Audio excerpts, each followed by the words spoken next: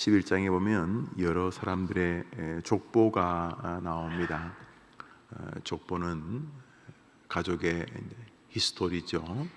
족보가 되기 위해서는 자식이 존재해야 됩니다.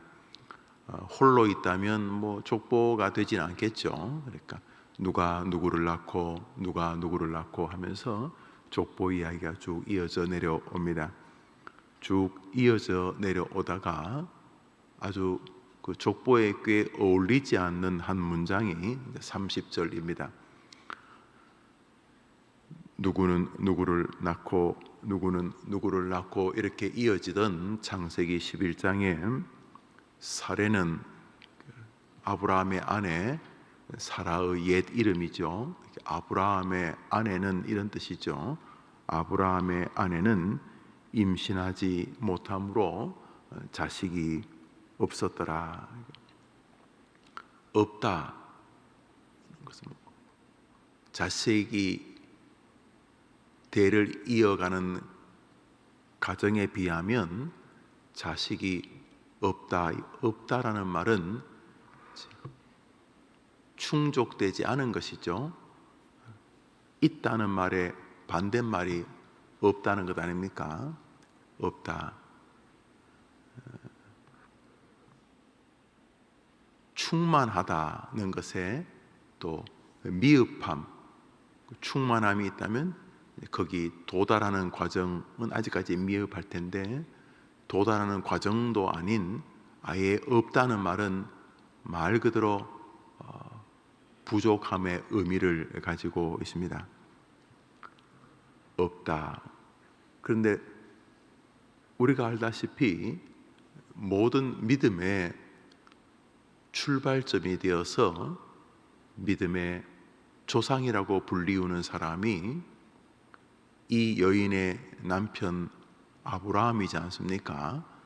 아브라함이 믿음의 조상이고 예수님을 믿는 우리 모두의 또 한 명의 조상이라고 불리워도 부족함이 없는 사람이 아브라함인데 아브라함이 홀로 자식을 낳을 수는 없지 않습니까? 그래서 아브라함이 번성하게 되는데 하늘의 별처럼 바다의 모래처럼 너의 후손이 번성하게 된다고 주님이 여러 번 아브라함에게 말씀하셨는데 그래서 그 번성을 어떻게 하게 됩니까? 이렇게 물었을 때에 너의 아내 사라가 아이를 낳아서 그 아이가 하늘의 별과 같이 바다의 모래와 같이 번성하는 번성의 가문이 될 것이다. 번성케 하는 여인이 될 것이다. 이렇게 말씀을 하시죠. 아브라함도 긴가민가 샜고 사라는 그 말을 듣고 실소, 아이고 참 이렇게 불신에 근거한 의심에 근거한 웃음을 짓게 됩니다. 그래서 이제 태어난 아들이 이삭인데 이삭이란 뜻이 웃음이라는 뜻인데 그런 그때는 정말 기가 막혀 웃었는데 정말 우리 가정에 웃음이 돌아왔구나. 늘 참 자식이 없는 거에 대한 갈망이 아픔이 있었는데 정말 때가 되어서 모든 사람이 이제는 불가능하다. 아브라함은 나이가 100세나 되고 또 사라도 90이 가까웠는데 모든 사람이 더 이상 불가능하다 이렇게 말할 때에 하나님께서 사라에게 자녀를 주시게 되죠.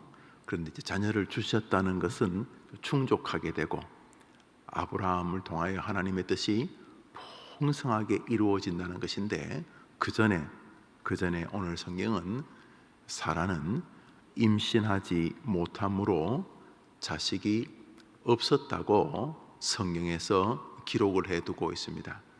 이 없음의 세계, 우리가 믿음의 길을 걷는 동안 어느 시점, 어느 과정에 없음의 세계를 주님이 허락하십니다.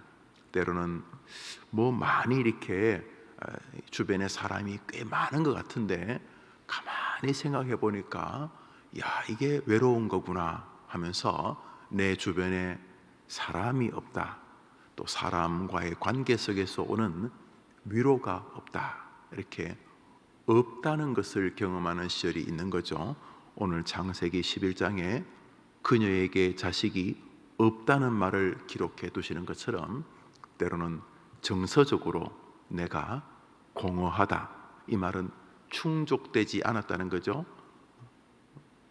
정서적으로, 정신적으로 공허하지 않고 늘 감격스럽고 행복하고, 또 행복의 그 어떤 여운이나 행복의 어떤 체험들이 있지 않고 인생이 참 공허하다, 허무하다, 허전하다, 이렇게 느껴질 또 시점이 있는 거죠.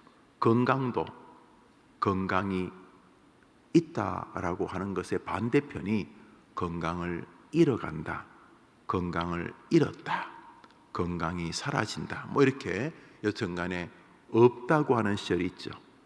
또 세월에 보면은 젊음, 생동감, 생기, 이런 것이 없다, 없어졌다, 그럼 늙어간다, 뭐 쇠락해져 간다, 이렇게 우리 인생에 보면 없는 시절이 존재해.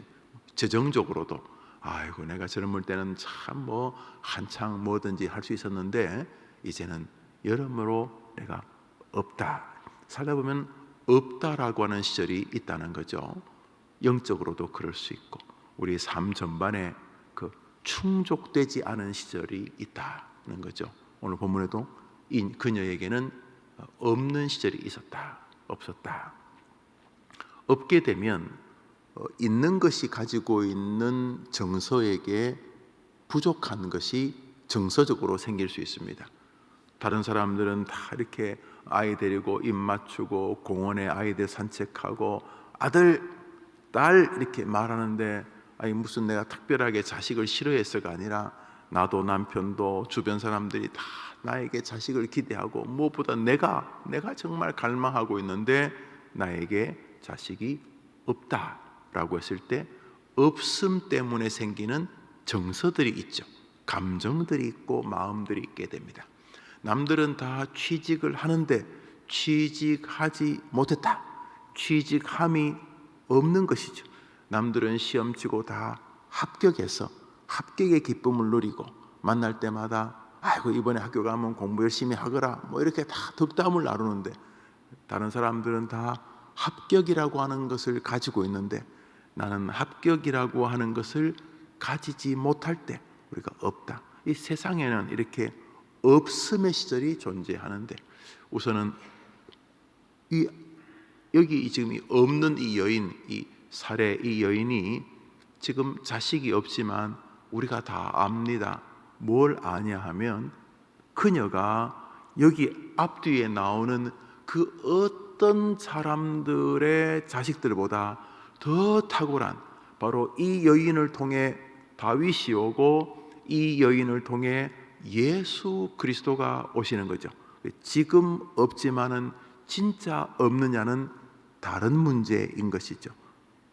오늘자 날주 마태복음 10장입니다. 마태복음 10장입니다. 오늘자 날주 마태복음 10장입니다.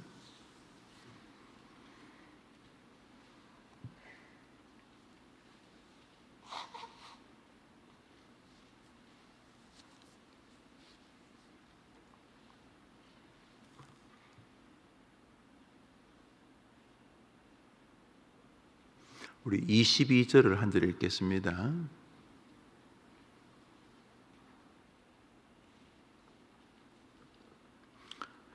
읽읍시다. 시작. 또 너희가 내 이름으로 말미암아 모든 사람에게 미움을 받을 것이나 끝까지 견디는 자는 구원을 얻으리라. 여기에 보면은 교회를 다니면은 다른 사람들에게 사랑만 받으면 참 좋잖아요.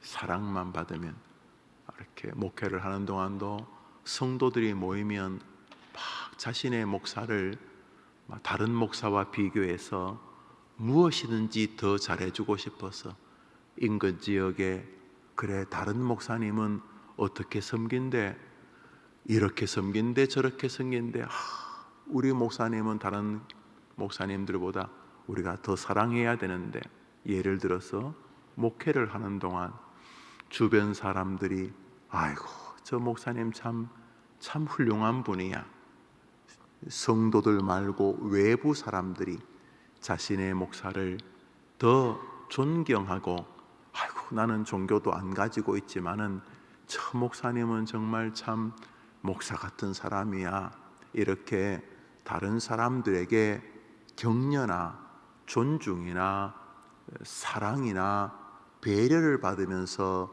믿음 생활하면 훨씬 더 좋겠지요. 목사도 그러니까 성도들은 더 하겠지요. 성도들은 왜냐하면 목사야 뭐 목사니까 막 그래도 안 그런 척, 막 그래도 안 그래도 그런 척, 뭐 이렇게 뭐 목사라는 직책 때문에 뭐 그럴 수 있어도 성도들은 훨씬 더 세상과 밀접되어 있기 때문에 세상에서 인정받고 존중받는 것이 훨씬 더 삶의 피부에 가까이 다가오겠죠. 생각해 보십시오. 믿음 생활하는데 난 다른 사람에게 미움을 받거나 다른 사람에게 이렇게 또 배척을 받는 것은 뭐 그렇게 즐거운 일이 아니고, 심지어 참 걔네가 불편한 일이기도 하고 또 분해질 수 있는 일이기도 한데, 예수님께서 너희가 내 이름으로 말미암아 사람들에게 미움을 받을 것이다 이렇게 말씀하세요. 미움을 받는다, 칭찬을 받는다는 것이 칭찬이 있는 삶이라면, 그저 뭐 칭찬도 안 하고 미워하지도 않고 무치한 그냥 뭐 내가 예수 믿는데 누가 뭐 굳이 칭찬할 필요도 없고, 그렇다고 뭐 내가 예수님 믿는데 다른 사람에게 뭐 엄청난 피해를 준 것도 없으니 비난받을 것도 없을, 이런 삶이 보편적이라면 오늘 예수님은 너희가 나 때문에 미움을 받을 것이다 이렇게 말하죠. 미움을 받을 것이다. 마치 다른 사람들은 다 이렇게 자식을 낳고 뭐 손만 잡아도 자식이 생기고 막 그러는데, 정작 믿음의 조상이고 다윗의 조상이고 예수 그리스도의 조상이고 하나님의 거룩한 뜻이 계신 사라의 가정에는 지금 자식이 없어요. 지금 여기 예수님을 안 믿는 사람도 나름대로 세상에서 재미나고 즐겁고 인정받고 뭐 이런 시절을 좀 사는데, 전능하신 하나님을 믿는 사람이라면 더더욱 그런 충만한 인생을 구가하며 살아야 될 텐데, 너희들이 나를 믿으면 나의 이름 때문에, 나 예수 그리스도, 나 하나님 때문에 너희가 이 땅에서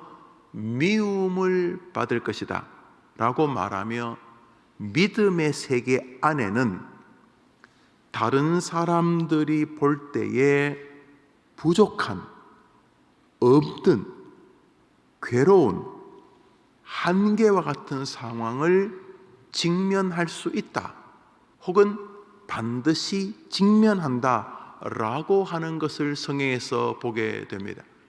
예수님 믿기 전에는 뭐 그저 그렇다가 교회에 들어오는 순간 자식도 잘 되고 사업도 매출이 뭐 연 200% 300% 오르고 뭐 하는 일마다 다 빛과 번쩍하고 그러면 좋을 텐데, 예수님 믿기 전에는 뭐 그럴 수도 있고 저럴 수도 있죠. 왜냐하면 내 주변의 사람들도 잘 되는 사람도 있고 갑자기 또 안 되는 사람도 있고 그러니까, 그런데 내가 전능하신 하나님을 내가 믿기로 결심했으면 더 잘 돼야 될 텐데 아이고 뭐 교회를 나온 지 몇 개월 안 돼서 뭐가 어떻더니 저러니 뭐 사업장에 뭐 불이 났느니 뭐 애 다리가 부러졌느니 뭐 이 살면서 이렇게 예수 믿고 말 그대로 내 영육이 충족해지거나 충만해지기보다는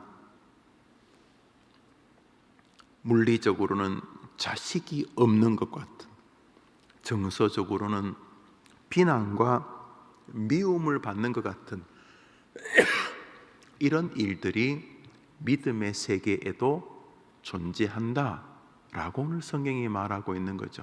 그러니까 하나님의 뜻이 계시되어 있는 사례의 가정은 반드시 이삭을 통해서 하늘의 별처럼 바다의처럼 모래처럼 번성하는 것은 분명하지만은 우리의 삶의 어느 시점에는 다른 사람들보다도 더 어려운 듯한 시절을 겪을 수 있다. 아니, 겪는다. 거기에는 주님의 뜻이 계신다라는 것을 볼 수가 있습니다. 너희가 내 이름으로 사람들에게 존경을 받을 것이라. 우리가 기대하는 건 이건데, 너희가 내 이름으로 사람들에게 미움을 받을 것이다. 이 말은 영원히 미움받는 건 아니죠. 언젠가 그 사람들이 내 곁에 서서 우리를 너무너무 부러워하는 날이 오겠죠. 종말론적으로는 하늘에서 또 이 땅에서 어느 시점에 그 예수 믿는 사람들은 다른 건 모르겠는데 저 정도 어려우면 대부분은 입이 이만큼 튀어나오고 불안해하고 원망하고 막 괴로워하는데, 뭐 기쁠 때야 지난해나 다 기쁜 거 뭐 다 즐거워하지만은 분명히 어려움이 오면은 보편적인 사람은 저기서 막 나자빠지고 좌절하고 그럴 텐데 그 예수 믿는 사람들은 저 정도 되면 정말 너무너무 힘들 텐데 종교의 힘인가? 정말 하나님이 있는 건가? 나 같으면 저쯤 되면 뭐 그냥 거의 정신을 잃었을 텐데, 정신줄을 나 같으면 놓았을 텐데, 예수 믿는 사람들은 저 특별히 저 어려운 시절에 저 어떻게 저 고난을 저렇게 이겨낼 수 있을까? 이렇게 천국에 가서는 뭐 명백히 옆 사람이 보게 되죠. 예수 믿는 사람이 정말 탁월하구나. 왜냐하면 그들과 우리의 삶이 완전히 달라질 것이니까. 천국에 가서만이 아니라 우리의 땅의 삶에서도 어느 시점에는 세상의 불신자들이 우리를 보면서 예수 믿는 사람의 죽음이 지난해나 죽는데 저 예수 믿는 사람 죽음은 확실히 탁월하구나. 뭐 여튼 간에 그때든 죽기 하루 전이든 죽기 100일 전이든 죽기 10년 전이든 죽기 70년 전이든 언젠가 하나님께서 예수 믿는 것이 얼마나 위대한 것인가를 보여주시겠지만, 예수를 믿는 믿음의 시점의 어느 시점에는 미움을 받는 것과 같은, 마치 사라에게 자식이 없는 고통이 있는 것처럼 결국 하나님이 사라에게 복을 주시고 그 윗대 나오는 또 아랫대 나오는 수많은 사람들의 가정보다 여기를 더 축복하시지만은 지금은 남들은 뭐 누가 누구를 낳고 누가 누구를 낳고 누가 누구를 낳고 누가 누구를 낳고 사례는 못 낳고 누가 누구를 낳고 누구 이렇게 사례에게는 없음의 시절이 있었다.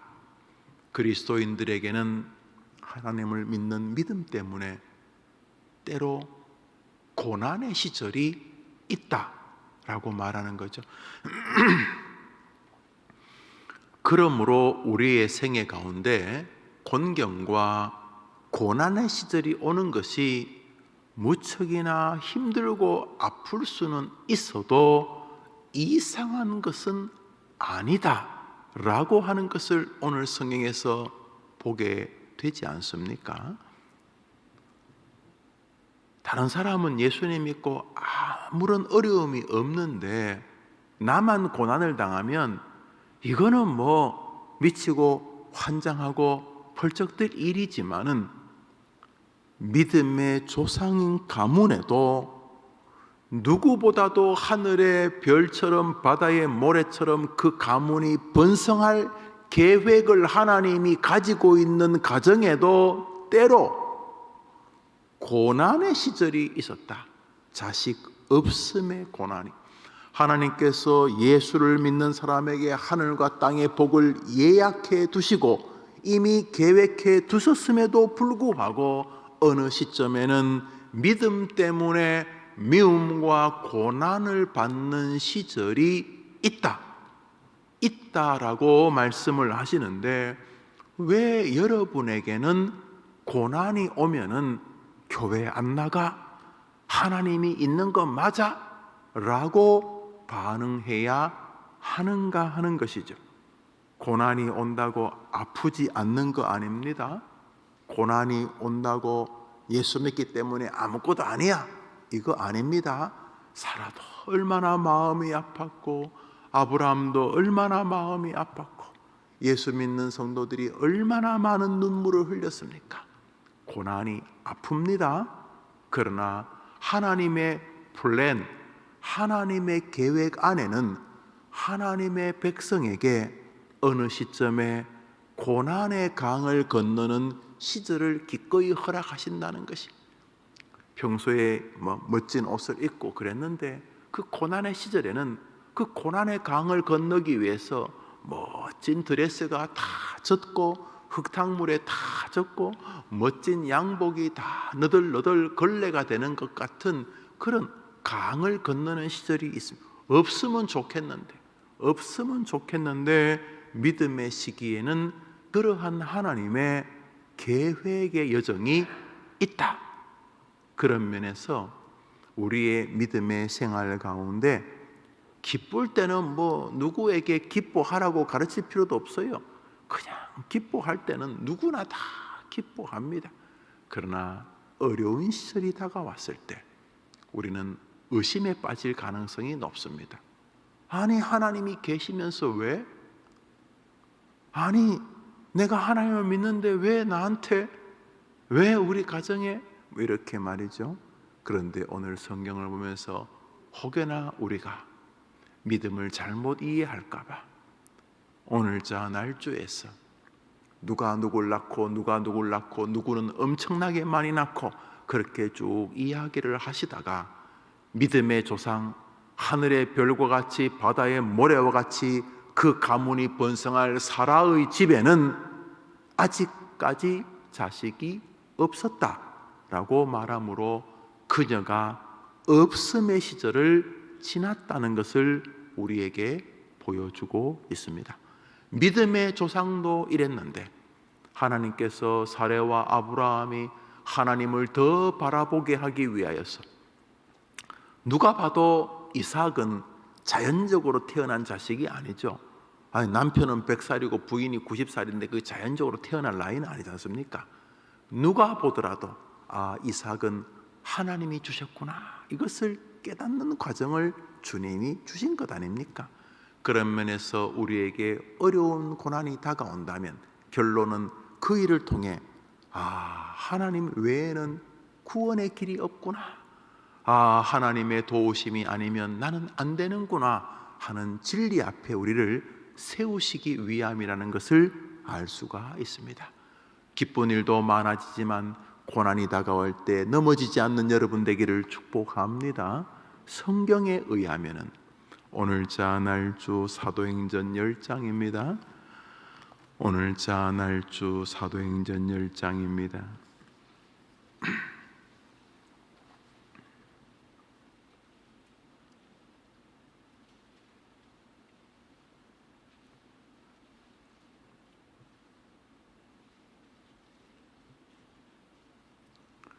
우리 12절부터 15절까지 읽읍시다. 12절부터 읽습니다. 시작. 그 안에는 땅에 있는 각종 네 발 가진 짐승과 기는 것과 공중에 나는 것, 또 소리가 있으되 베드로가 이르되 주여 그럴 수 없나이다. 속되고 깨끗하지 아니한 것을 내가 결코 먹지 아니하였나이다 한데, 또 두 번째 소리가 있으되 하나님께서 깨끗하게 하신 것을 내가 속되다 하지 말라 하더라. 내용은 이런 것입니다. 어느 날 베드로가 기도하는데 환상 중에 유대인들이 먹지 않는 음식들이 옵니다. 유대인들은 이 돼지고기를 안 먹습니다. 돼지고기 이렇게 되새김질하고 굽이 갈라지지 않은 그런 것. 또 우리나라 말하면 뭐 장어 같은 거, 비늘이 없는 이런 종류의 물고기도 먹지 않습니다. 또 순대, 피를 집어넣고 또 이렇게 선지국밥 이런 거 안 먹습니다. 피 있는 음식을 안 먹습니다. 그런데 어느 날 기도 중에 환상 중에 하늘에서 큰 보자기, 큰 바구니가 내려오는데 거기 뭐 돼지고기 썰은 거, 순대, 또 뭐 그 선지국밥 뭐 이런 것들이 이제 그래서 담겨 내려오는 거예요. 아이고 저거 내가 안 먹는 건데 이렇게 생각하는데 하나님이 먹으라 이렇게 말씀하신 거예요. 그래서 베드로가 하나님 우리 민족 저런 거 안 먹지 않습니까?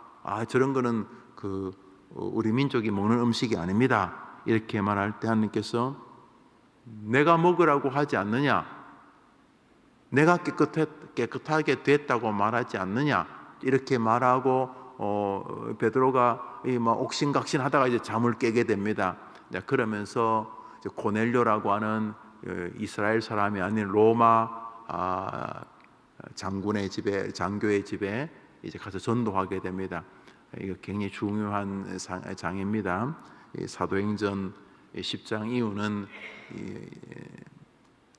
너희가 예루살렘과 유대와 사마리아와 땅 끝까지, 예루살렘과 유대와 사마리아까지는 이 복음이 전파되었고 이스라엘 사람들에게 땅 끝은 이방인인데 이방인들에게 베드로가 가서 복음을 전하면서 성교학적으로는 굉장히 중요한 장이 바로 이 장인데, 그래서 이방 민족, 다시 말해 유대인이 아닌 이방인들에게 복음을 전하는 계기가 됩니다. 여기 이제 또 중요한 게 하나가 있습니다. 우리 생각의 알매 영역에 관한 것입니다. 우리가 교회 생활하다가 내가 인정하는 것, 내가 인지하는 것, 내가 알고 있는 것이 아니면 틀린 것으로 이제 생각을 하게 됩니다. 안다는 것이 지식이 있다라고 칩시다. 내가 가진 지식, 내가 가진 경험의 축적들, 내가 읽었던 책 내용들, 내가 뭐 영상에서나 뭐 휴대전화에서 본 정보들, 여튼간에 내가 알고 있다, 안다는 거죠. 알미라 하는 것을 가지고 있는 거죠. 자, 내가 가지고 있는 것을 가지고 판단하는 것이 옳다, 우리 이렇게 생각을 합니다. 그러니까 사라에게 자식이 없는 것 반대로 있는 거죠. 그러니까 우리도 지식이 있는 것을 가지고 그 지식의 있음을 가지고 문제를 대입하면서 내 지식에서 동의가 되냐 옳다, 내 지식에서 동의가 안 되냐 그러다, 우리가 이렇게 기준을 가지죠. 기준을. 믿음의 세계에서 우리는 이건 역시 내려져 있어야 합니다. 굉장히 많은 신앙인들이 자기가 가지고 있는 지식의 바운더리까지만 하나님을 받아들입니다. 그런 사람들은 뭐 성경 공부하는 것도 좋아하고 토론하는 것도 좋아하고 그럽니다. 치명적인 문제가 뭐냐 하면 하나님이라고 하는 분이 하나님의 섭리와 통치 방식이 우리의 수순 따라 움직이지 않는다는 것입니다. 하나님이 내가 아는 방식으로만 움직이면 무슨 그게 하나님입니까? 하나님은 초월자이신데 문제는 말로는 우리가 초월자라고 그러는데 내 학벌에 근거해서 내가 살아온 지식의 경험의 축적에 근거해서 우리가 무언가를 판단하려고 합니다. 그래서 우리 생각에 이 베드로가 지금 말하잖아요. 내가 배운 것에 의하면 그거 안 됩니다, 이렇게 말한 거죠. 그런데 하나님이 네가 배운 게 뭐가 중요하냐 이렇게 말씀하시는 거죠. 내가 알고 있는 지식의 근거에서는 틀렸습니다. 네 지식이 무슨 지식이냐 이렇게 말씀하시는 거죠. 그래서 믿음 생활에서 또 하나 우리가 주의해야 할 것은 내 알미라고 하는 것이 우리 하나님 앞에 무와 같다는 것이죠. 없음과 같다. 많은 사람들이 더 크신 하나님을 경험하지 못하는 것은 하나님을 자신의 지적 공간 안에서 자리를 매김해 드립니다. 어이 하나님, 요 안에 계시오. 그 사람이 믿는 하나님은 자기가 만든 신입니다. 자기가 가지고 있는 생각, 자기가 가지고 있는 윤리, 자기가 가지고 있는 상식, 자신이 가지고 있는 정의 안에 하나님을 집어넣습니다. 그리고는 꼼짝 마시오 이렇게 말은 기독교인이지만 그 사람은 기독교인이 아닙니다. 그 사람은 하나님을 목줄을 감아가지고 아침 저녁 산책하러 다니는 펫, 강아지와 고양이처럼 대하는 사람입니다. 그 사람들은 전가의 보도처럼 휘두르는 것이 상식입니다. 언제나 그 사람은 하나님이 똑같은 분입니다. 어제나 오늘이나 영원히 변함없어 똑같은 분이 아니라 자기가 가지고 있는 지식 안에서만 하나님의 행동 반경이 제한되어져 있는 인물입니다. 우리는 믿음의 세계에서 사라에게 자식이 없는 것과 매우 흡사한 영적 세계의 지적 공간을 보게 됩니다.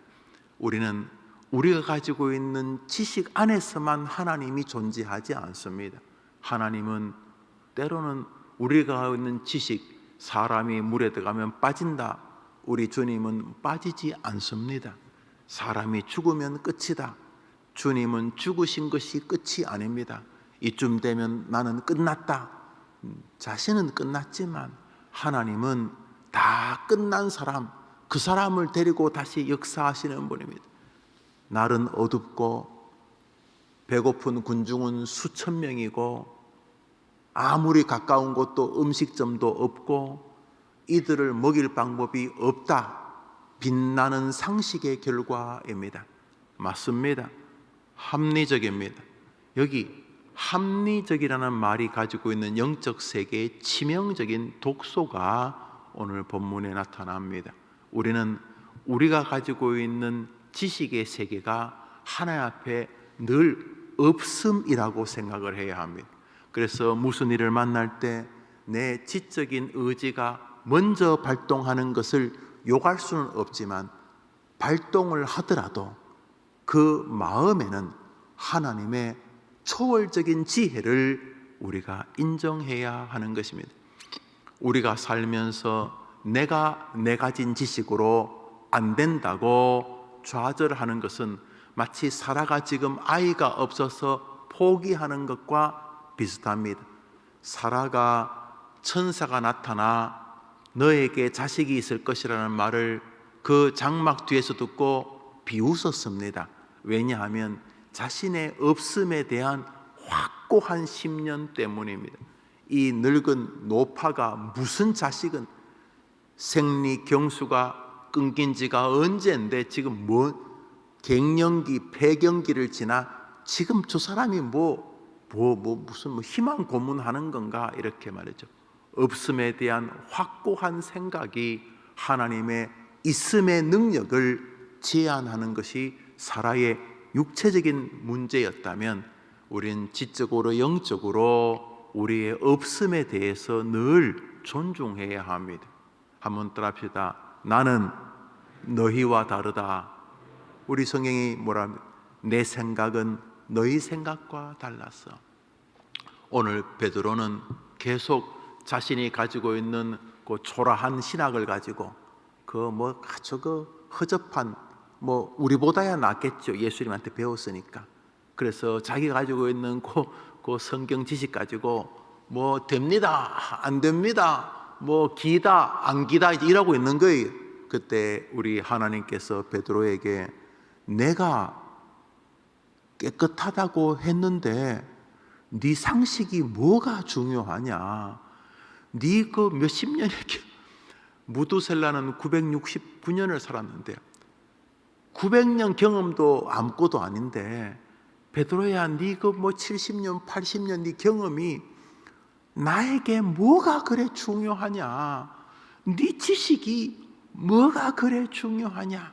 그런 면에서 내 육체와 내 능력의 한계 너머에서도 하나님이 일하실 수 있는 살아의 하나님이라면 오늘 우리는 내 경험과 지식이나 심지어 내 영적인 두께조차도 하나님 앞에 너무 작은 것일 뿐만 아니라 하나님은 내가 생각하는 그 어떤 상식이나 어떤 경험이나 경륜보다도 더 초월적인 분이시다. 더 능력을 행하는 분이시다. 더 위대한 분이시다. 이 마음이 우리에게 있어야 하는 것입니다. 그럴 때 우리는 두 가지 의식을 갖게 됩니다. 하나는 겸손함입니다. 기본적으로 그런 신앙인은 겸손합니다. 뭐 남들하고 비교는 할 수는 있겠죠.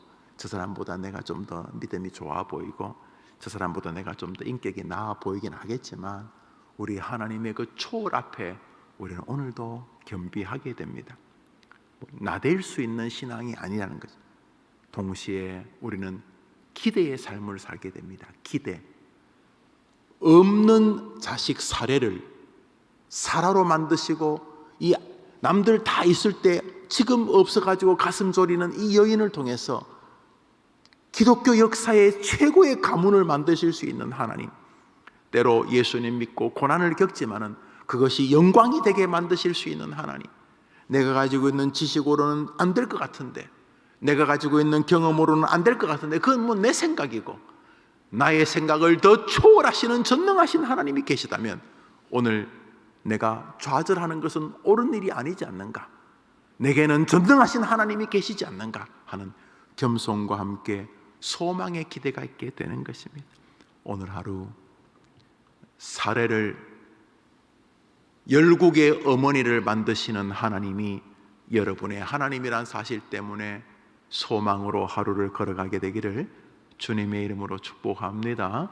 예, 축복합니다.